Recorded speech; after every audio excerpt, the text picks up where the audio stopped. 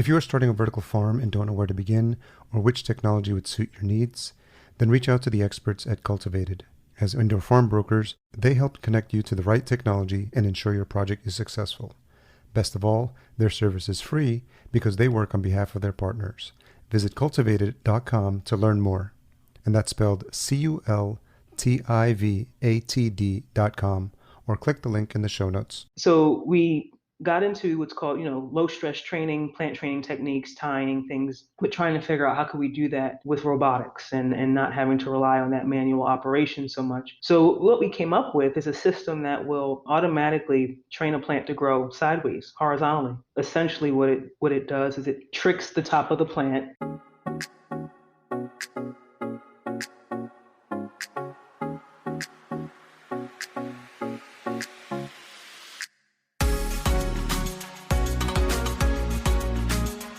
Welcome to the Vertical Farming Podcast, weekly conversations with fascinating CEOs, founders, and AgTech visionaries. Join us every week as we dive deep into the world of vertical farming with your host, Harry Duran. Vertical Farming Podcast, Season 4. Welcome back. If this is your first time listening, you're in the right place. This is the show where we interview fascinating CEOs and founders of the leading vertical farming companies from around the world. I'm your host, Harry Duran. In case you missed it, last week we had a great conversation with Samantha Johnson. Make sure you check that out, episode 43. This episode, I speak to Aja Atwood. She's the co-founder and CEO of Trella Technologies. It's an organization that provides technical, innovative solutions to make indoor and urban farming a sustainable, long-lasting industry. And in this episode, we talk about the technologies they're developing at Trella, including automated plant training robotics. She shares her entrepreneurial origin story, which started with her natural curiosity and analytical mind, which led her to building a company that's aiming to change the vertical farming industry. We discussed the incredible work they're doing with Trella's partnership with the John Charles Academy, and it speaks to the importance of fostering diversity in the workplace. Finally, Aja talks about what's next for Trella and what excites her about the future of AgTech. This episode is brought to you by Freight Farms. Freight Farms manufactures and sells the leading vertical hydroponic container farm, the Greenery S. Built inside a 40-foot shipping container, the Greenery S uses innovative climate control technology paired with an IoT app called Farmhand to enable anyone to grow fresh food anywhere in the world. Visit freightfarms.com/vertical farming podcast to learn more. This episode is brought to you by the Global Vertical Farming Show, taking place December 1st and December 2nd online.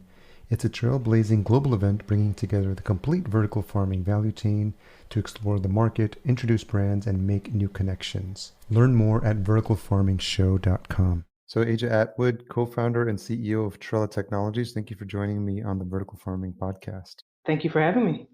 Do you remember how we got connected? I think it was someone from your marketing team or someone who had been listening to the podcasts previously. Yeah, one of our members of the team, Sherry, she's our community engagement lead. She reached out. Yeah.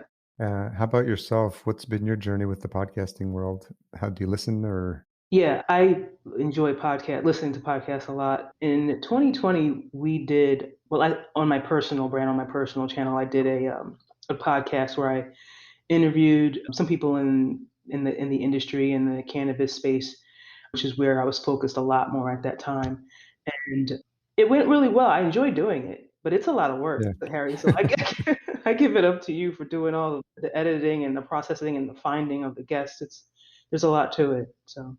Yeah, so the podcasting journey for me started in 2014 when I started my first one, which is Podcast Junkies. It's a podcast where I interview other podcasters. Oh, okay. And that's been going since 2014, 280 plus episodes, hour-long interviews. And then I started our agency, Fullcast, which produces shows. So we have a team that produces everything I was learning through my first show. We started to do that for other business owners. So it handles all the production, it handles all the marketing, and then I started Vertical Farming Podcast after reading Peter Diamandis' book Abundance, which regular listeners have heard, but it took me down a rabbit hole, and then I realized I wanted to learn more and take my listeners along the journey as I was discovering this really fascinating industry, which is why we're on season 4 now. Yeah, it is. I'm interested to hear how vertical farming was, it's such a niche. So Yeah, I think I've always been interested in new technologies, and that book is really interesting because it really just at the time introduced me to Dixon Despommier's book Vertical Farming, which is like one of the very first books people come around or come across in this space. But I felt what was interesting, and the timing, I didn't plan it this way, but this is just how it happened. As I was getting started kicking off the interviews, COVID hit. And very quickly, it started bringing to the forefront to people that are like me, and introducing into these conversations this idea of access to local and fresh food deserts. And so it's been really interesting supply chain issues related to traveling and delivering and distributing food across large distances. I think people just take it for granted, the bananas that show up on their table, or or the citrus that comes from Florida, or all that food that comes, the almonds from California. Like, they don't think about these things, but I think what's been interesting in these conversations is more and more people are becoming aware of this. And so, going back to your history and your education, I'm curious when this idea of agriculture, or maybe not specifically vertical farming, but when some of these ideas and concepts started coming to the forefront for you. Yeah, well, I mean, it's been a journey, and it's been, seeds that were planted from when I was young and that have been, fertilized and nurtured to today that got me to this point. I wouldn't, when went into college as a mechanical engineering degree, if you told me that this is what I would be doing, I wouldn't, I wouldn't have believed you. But I did have some visions when I was younger of, I grew up in Philadelphia most of my life in South Philadelphia. It's an area where you don't have a lot of access to natural, fresh food. And I was wondering, what would it be like to just have a truck where I had a bunch of fruit on the back and I could like old school, fruit cart down the street and sell fruit. And then kind of, it was like, well, at the time, where's the money in that mentality, and let it go to the wayside. But then once I started actually discovering plant medicine, specifically cannabis, in like 2012, 2013. I started getting into it to help myself with some issues. I was, an athlete, and developed in my older age into like a weekend warrior type of athlete where I had a lot of issues that I was dealing with, and decided, instead of, pain relief, what else could I do? And cannabis was a great solution for that. But while I was studying the plant and learning about the industry, I knew there was a space for me within this AgTech space, but I just didn't know where. And then I was approached by, a friend of mine who wanted to design a system that would grow one plant in one container. And I got on board with that project to help as, the CTO, developing the technology, creating the prototypes, and enjoyed it and learned a lot from that experience. But it wasn't something that I was truly passionate about. It was kind of like, what do I want to do? I need something that really speaks to me. So I took a break from that project. And while I was on break, I was actually growing in my own home, growing cannabis at the time.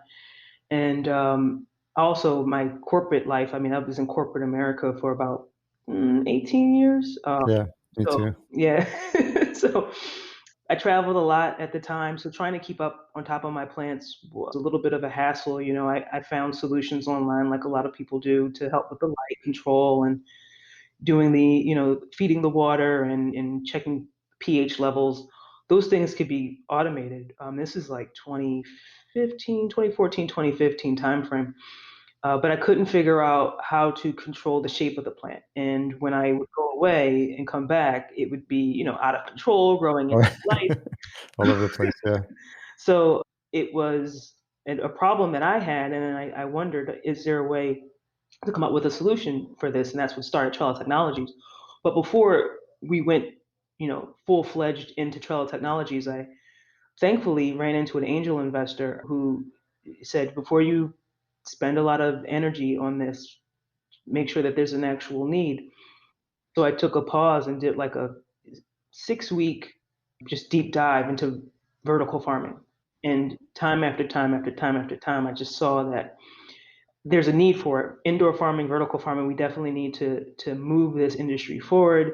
We need to move it forward with sustainable, measures included. But I also noticed that a lot of the plants that were being advertised were microgreens, herbs, lettuce, small sort of things. And that's when I said, I think this is where Trella could come in handy, because we could help to diversify the types of plants that you could grow in that environment. That's how it started. That's a fascinating journey, and I'm wondering, it's interesting, these marriage of these skills that you learn early on, and you may not realize why you learned them, and then for you, mechanical engineering, and correct me if I'm wrong, but I get the sense that you have a sort of like a curious and analytical mind when it comes to trying to solve these problems. And I'm wondering, was that something that actually originally led you to pick mechanical engineering as something you wanted to study? Yeah, yeah, that was it. You know, we had a in high school we had a career day where a gentleman came in and spoke to the class, and he was a doctor and a biomedical engineer, and he was also, you know, a gentleman of African American descent. So to see someone that looks like me really made me open up my mind of what can I do? And I said, if he can be both a doctor and a biomedical engineer, I can be an engineer. So, you know, looked at all the different, you know, types of engineering that you could become and settled on mechanical because it had the most diversity and variety. Like at the time, it was one of the, you know, verticals that you could go into that offered a lot of different opportunity, a lot of different industries. So I said, let's start there. And luckily, I'm glad that I made that choice. It definitely fed my brain, and it works. It suits me well. Yeah. Do you remember, or would your parents be better suited to answer this, how you if that's how you were as a child? Like, were you naturally curious? Did you like, playing with stuff or just asking questions about stuff to just try to figure them out? Yeah, yeah. If you would ask my grandmother and my mother, they would tell you that I watched a lot, constantly watching, and I watched adults a lot, a lot too, Oh, that's interesting. and just kind of naturally had this way of being in the world where it was watch what's going on around you, figure out what you like, figure out what you don't like, and then go in that direction. So yeah, very observant.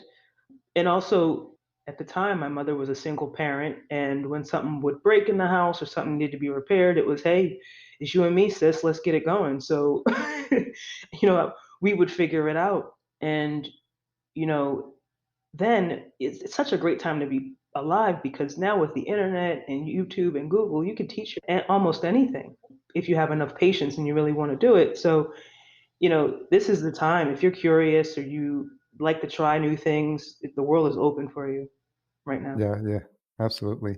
So I want to keep things in chronological order. So, and I do want to talk about the work you've done at John Charles Academy. But you did touch on the podcast, and that looks like it started in 2017. So, is the timing right on that? Well, I guest starred on a couple of podcasts, but Okay, we didn't have our own podcast until 2020. It was right when the pandemic started is when I okay. got into it. Yeah. And who were you listening to at the time, and what was inspiring you to take that leap?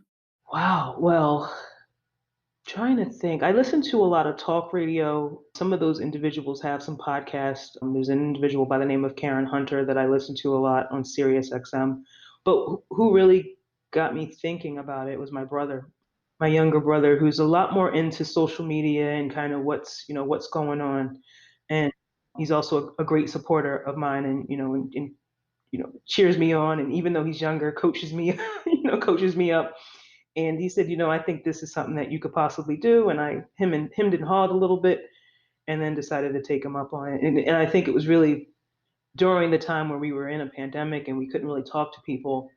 It was a way for me to be able to share my thoughts and to stay connected. So What would you say were some of the biggest takeaways or lessons that you learned from that experience of having the podcast?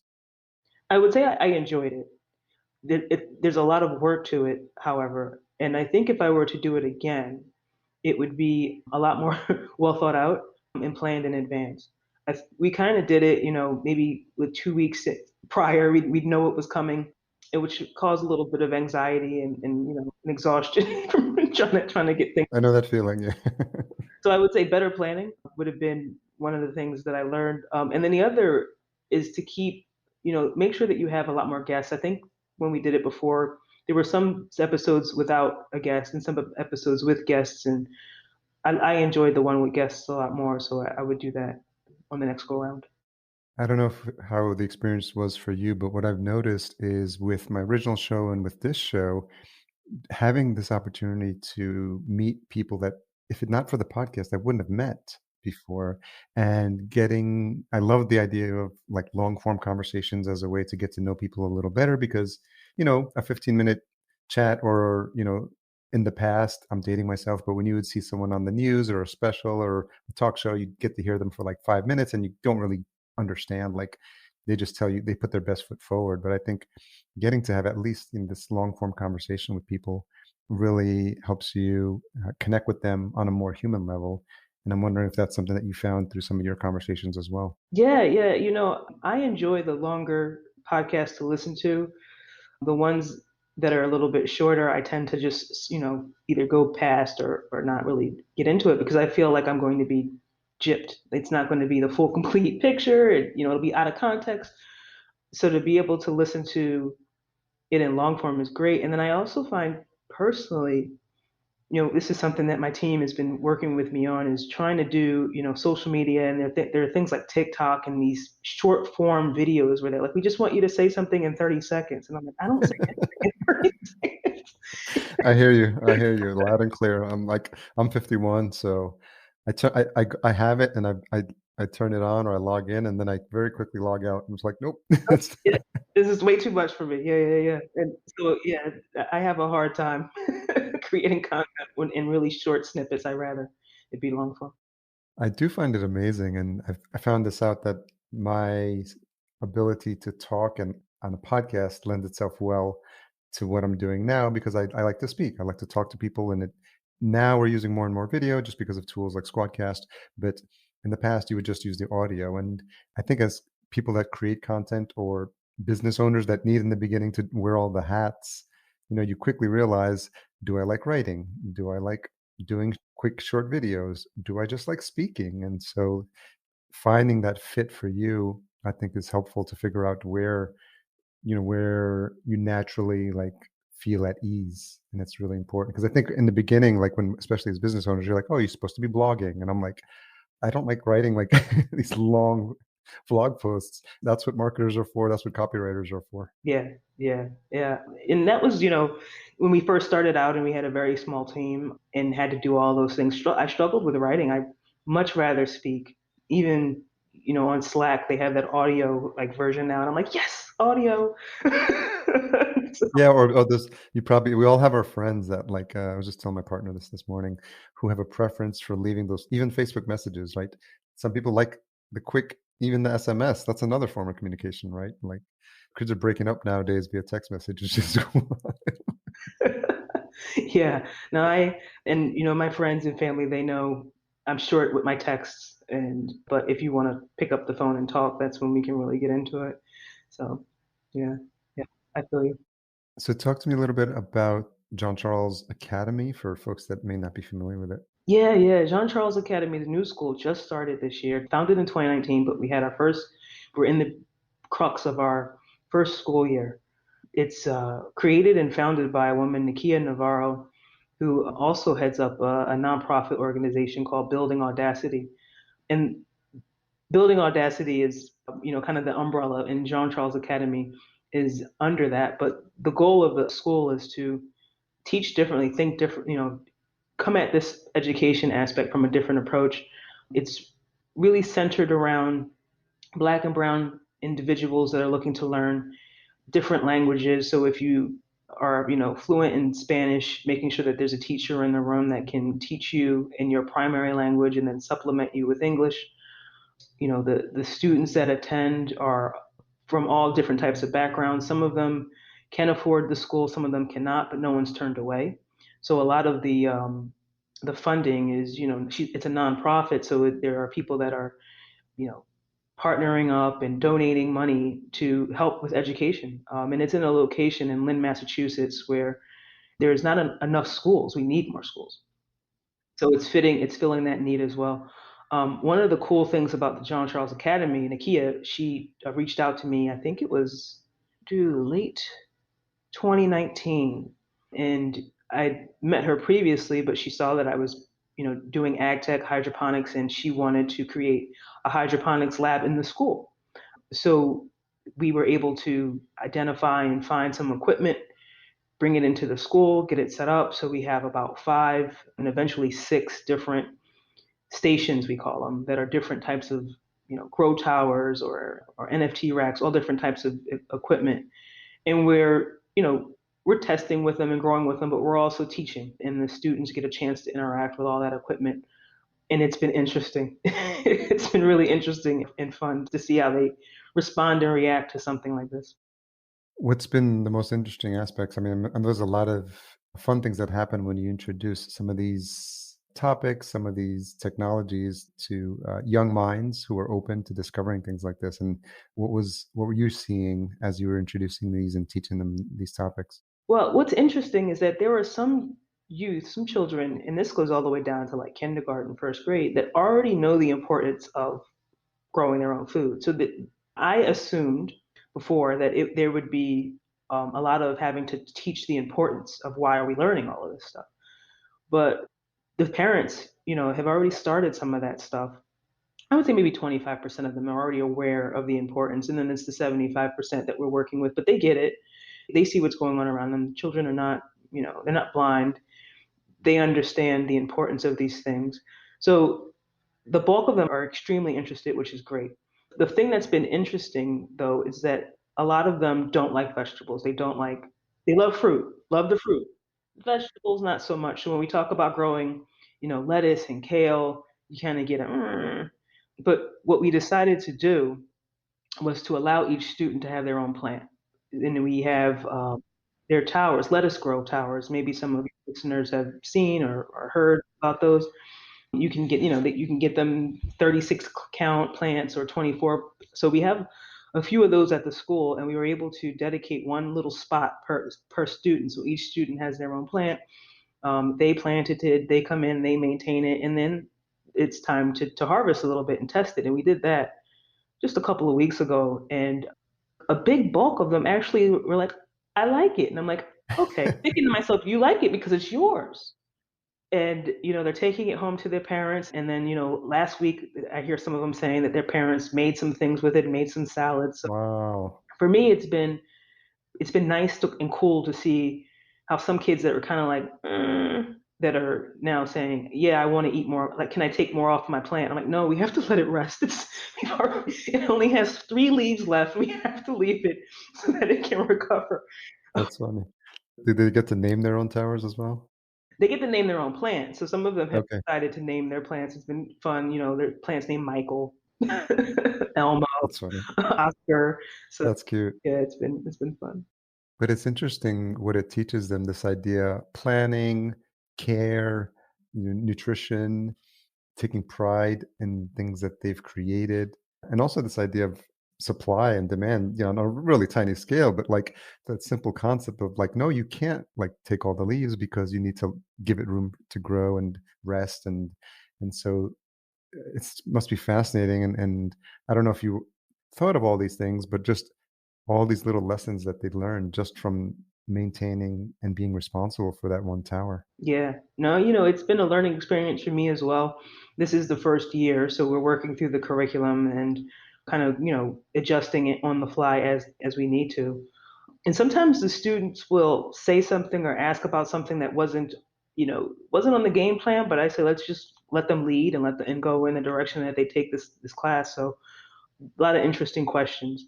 And because we're dealing with hydroponics, I think the other thing that intrigues them is the lack of soil. And at first, some of them were like, "No, you're still using soil," because they would see the little seed plugs that you use to start, and you'd have to Yeah, yeah. say, No cheating. soil. but but yeah, it's been fun. It's been fun. And what were some of the questions that they were asking? How could we breed? Yesterday, I had a really interesting question about trying to breed a tomato and corn together to see what would happen with that. That's interesting. Yeah, and could we start breeding plants? And I said, you're adding way too much to my to-do list this year. We maybe in the future we can, but that's a whole nother process. But yeah, What's fascinating because like young minds like that are still tapped into their like inner creativity, and they're at that, depending what age they are, but sometimes you have to just almost encourage them and just like not limit there's no silly question, because that's where some of the most amazing, I'm sure, ideas and inventions have happened in the past. Just letting like minds like that, young minds like that, to run free sometimes is exciting to see what they come up with. yeah, yeah. It has been. It has been.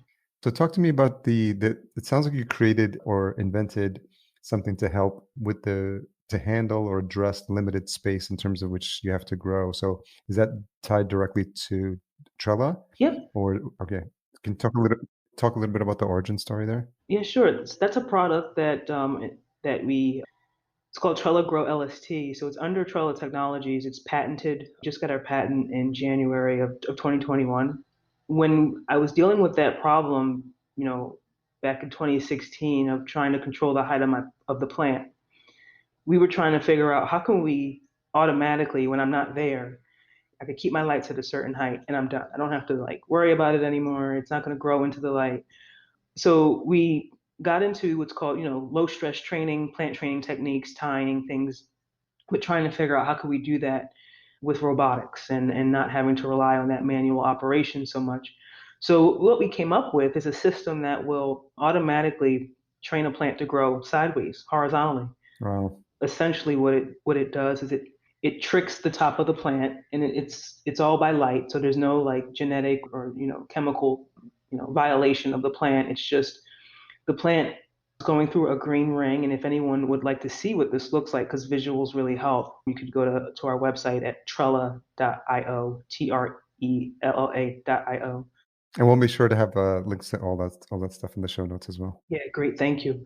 But if you see what it looks like, there's a green ring with a hole in it, and the top of the plant goes through that green ring. And as the plant grows more and more, the green ring just moves to the side. So if the plant grows very fast, the green ring will move as fast as the plant is growing. So it's sensing growth rate and adjusting accordingly.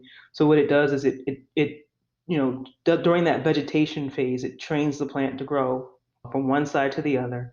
And then once you get done with the vegetation phase and you're ready to go into flowering or fruiting, depending on the plant that you're working with, you can allow those branches that have been trained to grow sideways to stretch up towards the light. And that stretch period will vary depending on the plant. But the bulk of the work of making sure that it's all at one height has been taken care of during the vegetation phase. We also have there's data always attached to everything. You can't have a hardware product without the software side. Yeah.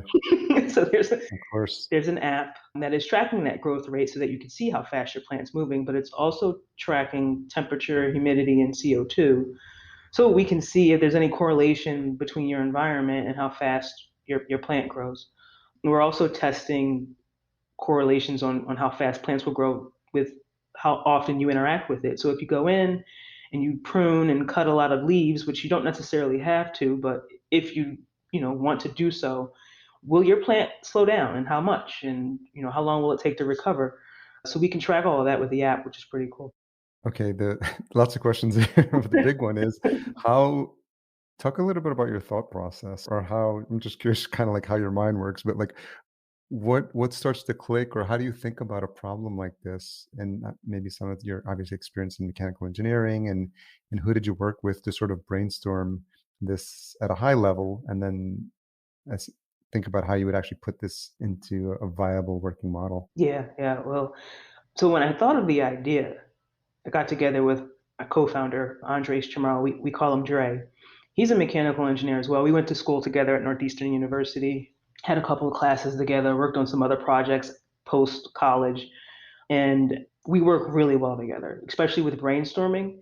So he and I got together after I came up with this thought or this problem and said, let's just jot down like a bunch of ideas. So we came up with like 12 different methods that we thought would do it, all really based on phototropism, with the understanding that the plant will go in the direction where it sees the most light. So whatever we develop, we just have to make sure that we're using that as the basis. Sure. So we had a plethora of ideas, and then we narrowed that down to three that we thought were viable just by thinking it through, talking it through.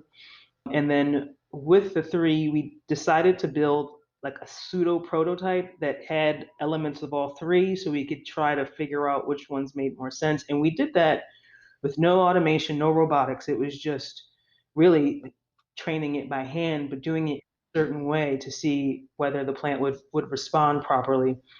And it worked, but it had several issues that we still had to figure out. How much space do you need to give the plant so that it feels that it's healthy and it's not stressed and cramped? And you have issues with mold that you have to consider when you're holding a plant in a certain configuration. making sure that you have enough airflow going through there. So we had to solve that problem. And over time, the device got bigger and bigger and bigger, but we wanted to keep it to a certain size constraint because we were visualizing putting it in containers, arms, or sitting it on shelves. So we wanted to make sure that it at least didn't get too large. And I think we did 7 designs. We built all of our prototypes in-house. My co-founder, Dre, is a tinkerer. He's a mechanical engineer as well. And he has access to a lot of equipment. So we were luckily able to prototype a lot of the stuff in-house, which saved on cost. And then we brought some more people on board to help with taking the design from the prototype stage to, MVP and then production.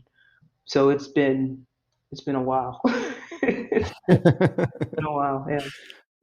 How many years total then would you say from thinking up and coming up with the idea to that working prototype and to what you have now? So we talked about the idea in November of 2016, and we had our first prototype by 2017, Okay. early 2017. I think we filed our provisional patent around that time as well, then filed our formal patent in 2018 when we were in prototype number 3, and then finally got to our full patent this year. But yeah, if you saw the first one, I think there's some pictures on our Instagram. Like if we in YouTube, if you go far enough back, you'll see where it started and you'll see where we are now, and it's a total difference. What was the thought process around creating a company around this? Because obviously having something that works is one thing, but then deciding, like, is this viable? Is there a market for this? And then all the things that have to happen, starting up and running a company and starting to build a team. So I'm curious if you could talk a little bit about that journey as well now. Yeah, I've always, well, not always. Let me be correct with that.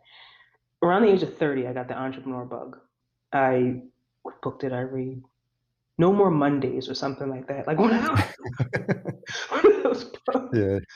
And a gentleman that I worked with passed away suddenly in his sleep, and he had been aiming for some like upper management position and had been passed over time and time again, and then just suddenly passed away. And it was Wow. kind of an eye-opening, thought process for me after reading No More Mondays and then watching what happened to this gentleman.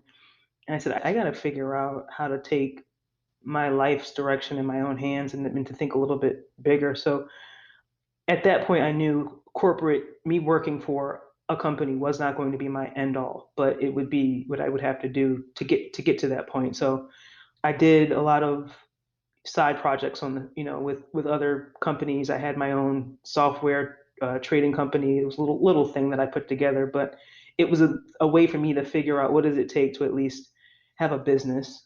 And then when I was a part of the other startups, I got to see a little bit more about what it takes to have a business and to be a leader.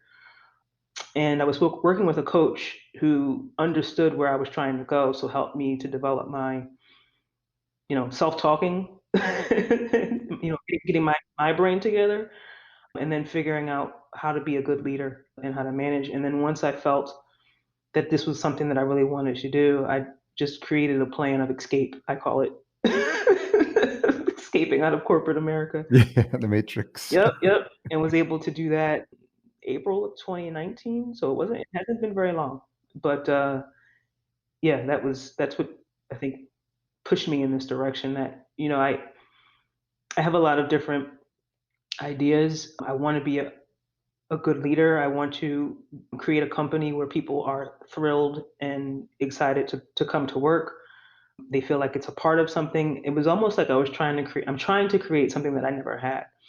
And that's what fuels me today is, when things are hard, it's like, no, we'll get there. If it was that easy, everybody would have it. So. Yeah, I think back in my experiences, the managers that I remember the most are the ones who supported you and made you realize that there's no such thing as a bad question. So they would, they let people speak whatever they wanted to and what was on their mind without any judgment on that. And then, so you had some room to make mistakes, and also just supported you in your growth. And I, definitely resonate with that. And To that point, what are some of the things that you've picked up along the way that have been helpful for you as a new leader for your company? I think you kind of touched on it a little bit. My apologies. I thought I silenced that. All good. You kind of touched on it a little bit. It's, having the ability to let people be flexible and to try new things. I found that, a lot of corporate America is very, this is the way we're going to do it. Yeah, you just showed up. Yes, you might have another idea, but this is the way that we've been doing it, and there isn't that flexibility. But when you have a startup, and then when you also make sure that it's part of the culture, you can allow that flexibility. And I think it makes people a lot more easy. They're at ease that they're not going to get in trouble, that they can try different things. And my team, that's what they do. And then they also, each of them have their own personal goal that might be tied to Trella. There's some aspect of Trella where they're learning something so that they can do something else.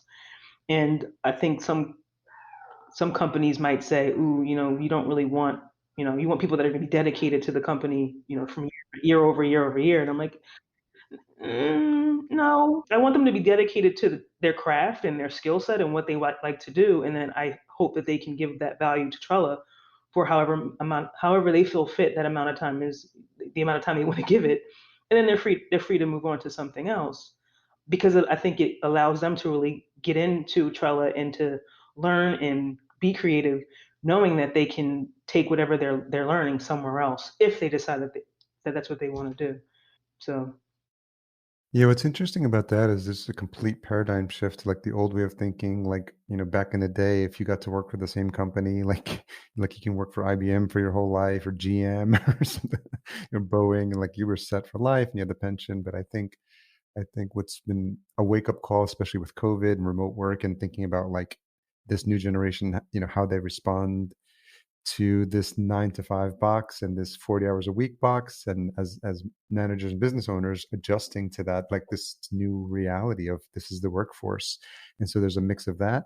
Then to your point also, if you really are truly invested in the growth of this person who at the time is your employee, but as a person you want to see them grow, I think what you just outlined makes a lot of sense. Like, it may not be at the company that they're at now. And I think as a business owner, and it's important to have that trust that if and when that person can leave and grow to a better opportunity, that you can send them on their way, and then you'll trust that the right person will come in to fill up that slot.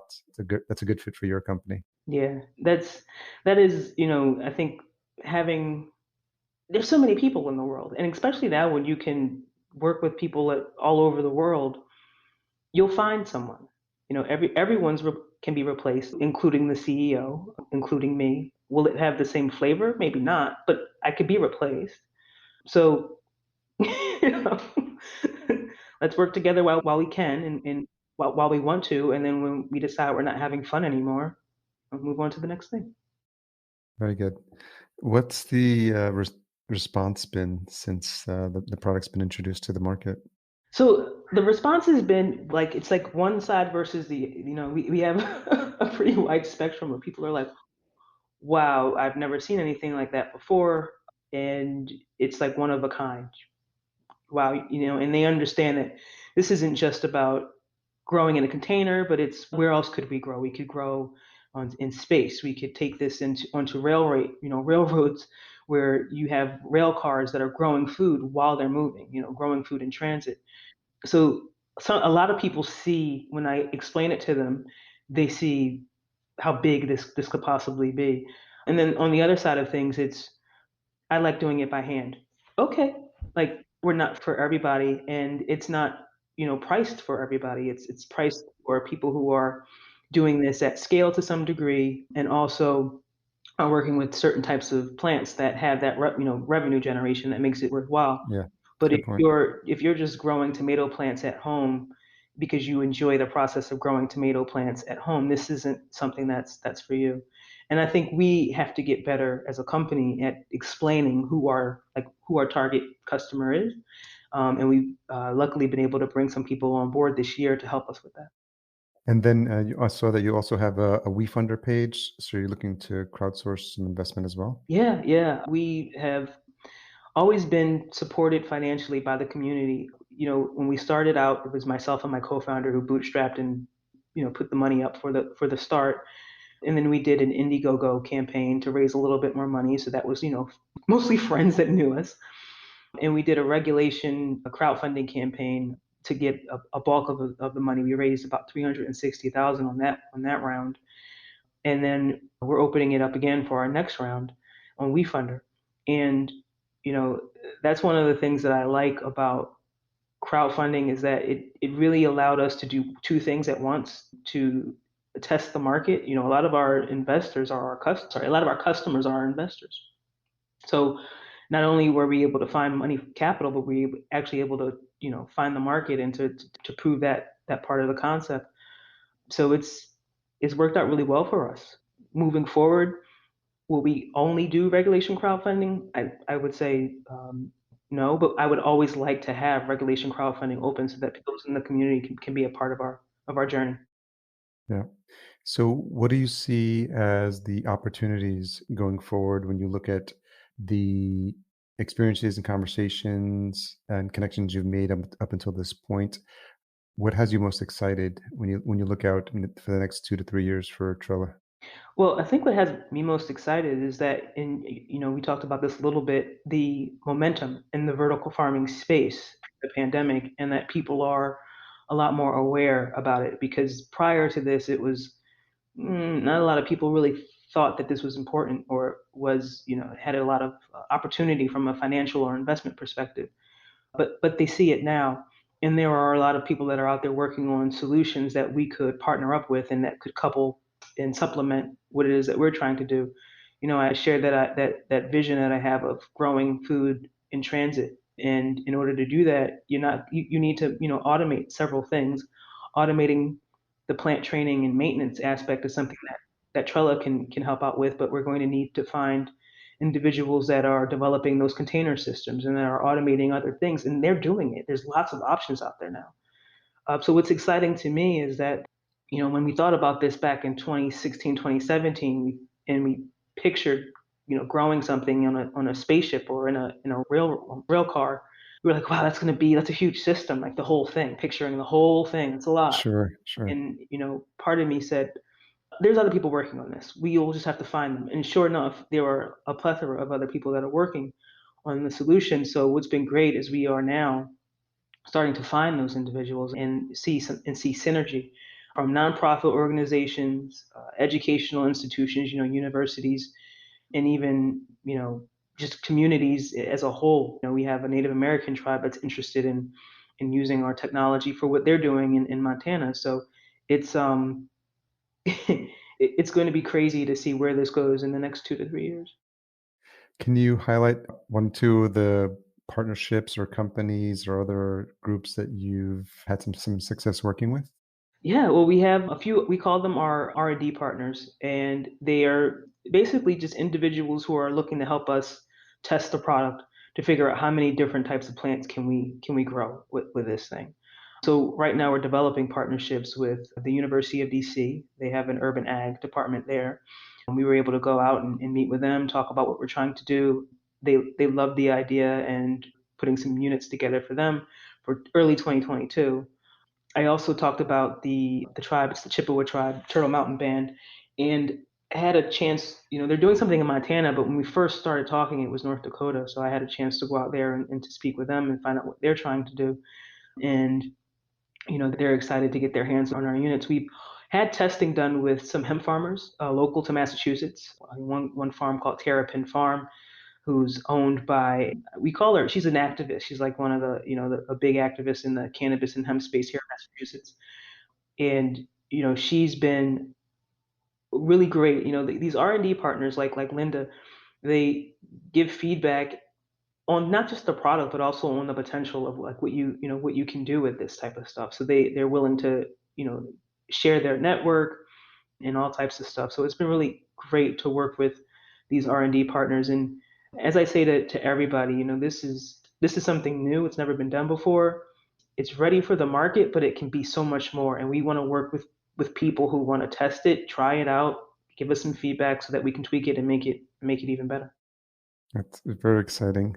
Have you, given the timing of when you started working on Trella, did you make it to any of the conferences, or were you able to connect to any of the other players in the space? Sorry, can you repeat that one more time?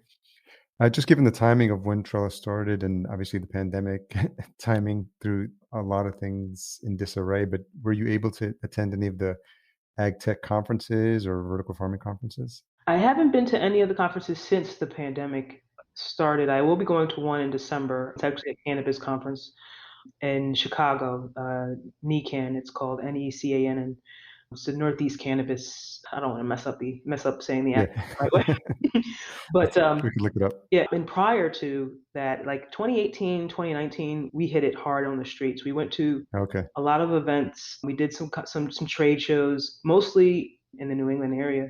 And then when it was time to, go that next step, that's when the pandemic hit.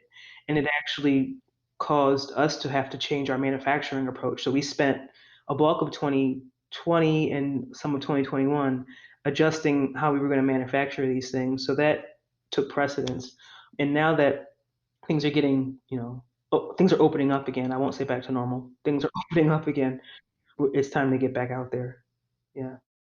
I'm curious. I've mentioned it a couple times on this show, but I'm cognizant of the fact that there's very few people of color in the vertical farming industry. I'm Latino, and so I'm conscious, and I've been even just women CEOs and founders and founders that are of color, black and brown, like folks in the space. And is that something that was obvious to you when you were entering it, or has it just become noticeable for you? I'm just curious what your thoughts are on that as you've been working in the industry. Yeah, I mean, I'd have to. I feel like my entire like adult life has been working with people who don't look like me, or working in spaces with people who don't look like me. And the vertical farming, indoor farming industry is no different. Being a mechanical engineer at Northeastern University, there weren't a lot of. There was only one other woman of color that I know of. So I'll be clear on that. That was in my classes in my senior year. But it's always been kind of, where are we in this space? And what I will say though is I am seeing now more involvement and more, I won't say involvement because I believe people were always involved. They just weren't being highlighted and shown or didn't have a platform to showcase their work. And now that we have all these platforms to do so, I can find now a lot of other examples of people doing great work in the farming space in general. That's, if I need to find someone that looks like me, I can find them. But in the beginning, it was, pretty rough. Well, it's interesting because earlier in our conversation, you mentioned one of I think it was the teachers or professors that you admired in the space as well, and this continues to happen. I have to imagine there's already young boys and young girls of color that are looking to you and inspired by you and the work that you're doing, and when they see that this is a career that's possible and this is a future that's possible, and it's an important one because it's something that's doing good for the world. And I really, hats off to you, and I'm truly inspired by your story. And I think telling the story, and I think seeing you in action, I think is really important for kids that are in these low to moderate income neighborhoods who don't, to your point, at John Charles, like didn't have the concept of fresh food and what's bad food or what's good food. And so all these things, there's so many things happening, but I think it's all trending towards the positive. Yeah, yeah. I think representation is totally key. It obviously had a huge impact on me when I was young. And I know that it has an impact on some of the other youth and children that I'm around. I think it's also made me think about how I'm showing up in these spaces, being authentic. Yeah. Because if I really want them to feel like they can be themselves in this space, I have to be myself in this space. So, if you looked at my corporate, outfit back in the day, 5 years ago, had the suit on, and all that. And, but now I'm like, this is something that I'm creating and I want to show how you can do this authentically. And maybe I'm not for everyone. It's all good. But for the people that I'm for, I want them to see me and to really feel, that they know what they're dealing with and who they're working with. and then we can make sure that we're in proper alignment versus representing myself differently. So yeah, it's a lot more comfortable. It's a little bit, strange from time to time, but I would say overall, I love it. I love it. I would not go back at all, and not at all. Yeah, super exciting and inspiring. What's a tough question you've had to ask yourself recently? Wow, there's been a lot. There's been a lot. I think when you're at a point where you're trying to, we've had supply chain issues like some of the other, people that might be listening to this podcast that have been dealing with electronics. We have some components that you cannot find for a long amount of time. So we had to make some tweaks, and that caused, some backups. And when you're hitting the wall with things like this, you're like, is this the right time? Did we make the right decision in manufacturing it ourselves? Should I hit the pause and figure out, is it now the time to pivot? I think those are the hard questions, is when you hit a hurdle or a wall of some sort, am I supposed to persevere through this, or should I pivot? And I think in those times, it's really great to have people around you who know what your mission is, and can remind you, and you can bounce these things off of them and go, what are you seeing? Because I trust you, so I want to know what you see. And they can say, or no, hey, remember when you said XYZ? Stay the course, stay the course. That's good. So yeah, it's those types of individuals are key in your life too, to help you with those hard questions. Those hard questions. Yeah, it's interesting. Sometimes just a little bit of encouragement is all you need to hear in that moment to realize that you are on the right path. Because we all, as entrepreneurs, we go through our imposter syndrome moments and our self-doubt. And especially when we have people that are counting on us, I think, trusting the advice of people who have been there, who have your best interest at heart, it's really important to have a circle like that. Yeah, yeah, it is. And if my circle is listening, thank you very much. Of course. So, Aja, thank you so much for taking the time to join me on the show. That the hour goes by pretty quickly when when you're just riffing a bit, and I'm really inspired by your story. I'm just grateful for the way these paths line up sometimes. And again, if not for the podcast, we would not have met. And I just feel honored at the opportunity to tell your story. So I want to thank you for sharing it. Yeah, Harry, and thank you very much for setting aside some space for me to share the story with your audience. It's incredibly valuable to be able to talk to so many people through you. And if you would have said no, then this wouldn't have happened. So thank you very much. Yeah, no, I mean, it's just exciting to get to. Like I said in the beginning, I'm learning along the way.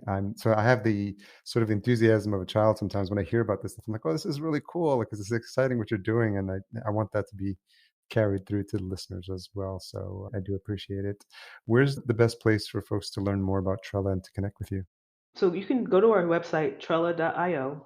And if you want to learn more about me, I also have a website, ajaatwood.com. Okay. And if you want to learn more about the product Trella, go to the website. But you can also check out YouTube, Instagram. Those are our heavy hitters. It's right there. So Okay. at Trella Tech. And we'll make sure all of those are listed in the show notes as well. Excellent. Thank you. Okay. Thanks again, Aja. All right. Have a good one, Harry. Thanks again to Aja for coming on the show and sharing her story. Full show notes available at verticalfarmingpodcast.com. Thanks again to Cultivated for being a fantastic sponsor. If you're looking into a vertical farm and don't know where to start or which technology would suit your needs, make sure you reach out to them today. The best part about it is that their service is free, and it's because they work on behalf of their partners. So head on over to cultivated.com. Just leave off the last E. That's cultivatd.com. Another reminder, if you're enjoying the show, please leave us a rating and a review at ratethispodcast.com/VFP. We'll be sure to read those out on future episodes. Until we meet again, here's to your health. Thanks for listening. To read the full show notes for this episode, which includes any links mentioned in the episode, as well as a full show transcription, visit verticalfarmingpodcast.com. There, you can sign up for our email list to be notified when new episodes are published.